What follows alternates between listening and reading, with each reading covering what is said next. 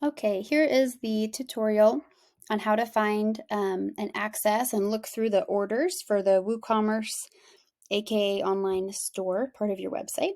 So when you first log in to the back end of your WordPress site, you'll see this dashboard section. It'll look a little bit different, from site to site, but for the most part, this will look the same.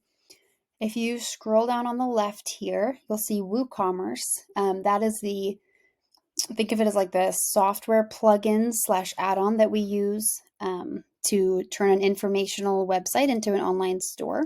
So this is where that shopping cart feature is. So if you hover on WooCommerce and then click on Home,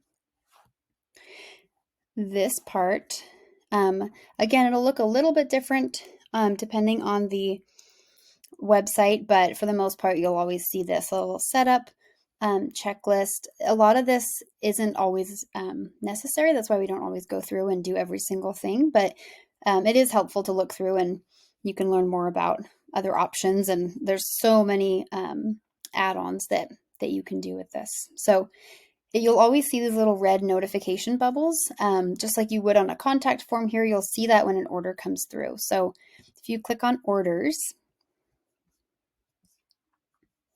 you can see these are both mine. So these are obviously test orders, but you'll be able to see the little 2. It's obviously a red dot. You can tell that that's a new one.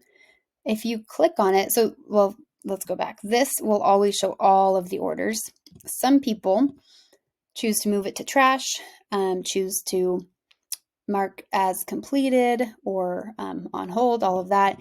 A lot of what we're about to go through is really personal preference. So you can just leave it like this and it can show as processing.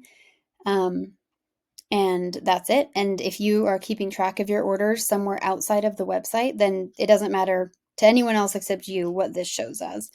However, some people like going and marking it completed. And I'll just show you. Click apply. The reason that you'd want to do this, again, it's all kind of personal preference here, is so that you can go back and say, okay, yeah, like I shipped this out, or no, I haven't, or sorry, I've shipped this one out. The client should get it soon, the customer. This one, whatever, I'm still working on creating the order, or, bundling everything together before I ship it.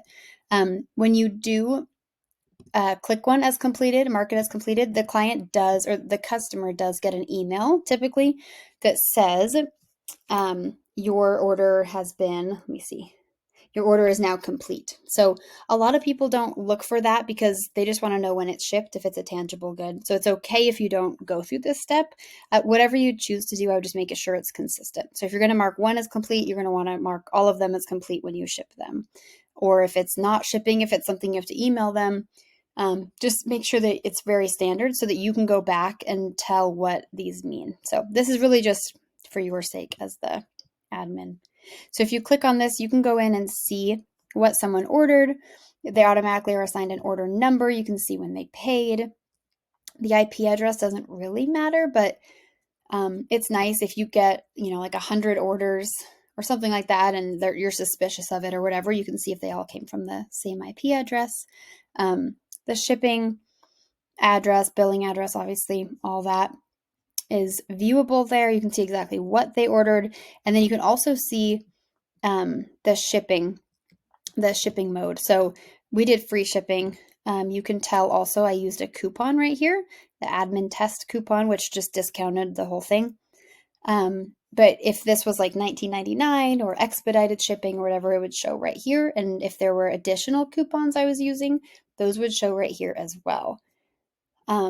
If you were to go in, I won't do it, but obviously if it says refund, you can click refund and it will typically let you do a refund on this page. However, because with this, it's Stripe. Stripe is the payment processing or payment processor for this WooCommerce store.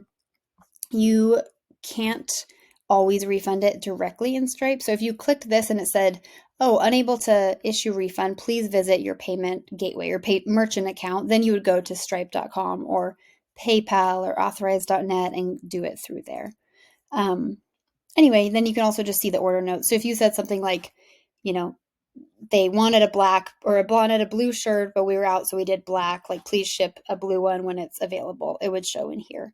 Um, they are private. There are private notes versus notes to customer, but I would always consider that the customer might see it just in case, because I've seen some horror stories with that. um, but yeah, that's really everything on there. I did want to show you the coupons section though.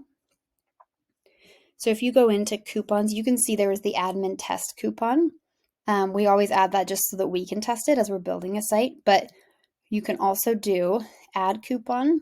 This button, they kind of hide it, so I always like to show where it is. But add coupon, from here, it's pretty self-explanatory. Like, if you just want free shipping, big ship for free, or whatever. You can also just generate a coupon code if you want it to be random, which looks a lot nicer typically. And then the important thing is if you want a percentage discount, fixed cart discount, or product.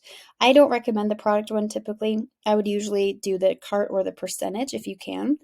But the difference, just to be extra clear, because we get a lot of questions on this would be $99 off versus 99% off, which can make a huge difference on higher ticket items. And then you can do an expiration date. You can make it so they have to spend X amount of dollars before they're able to use that coupon. They can't combine it with other ones, etc. Which products it can or can't be used for. And then also how many times. So like if you want, someone can only use that coupon twice. You can add that here as well. And then you would just hit publish. There's not a list of coupons that anyone's ever going to see. So like you can put, for angry customers or whatever here. But again, I would just use caution. So pretend that there is going to be a list that everyone can see, even though that isn't the case. And then the fewer coupons, the better. So like if you're giving 50% off to a bunch of people, there's not really, for the most part, there's not a really good reason to issue individual coupon codes. I would just have one that's like 50% off and then share that with whoever you'd like. So anyway, hopefully that helps. Let me know if you have any questions. And yeah, we're here to help. Thank you.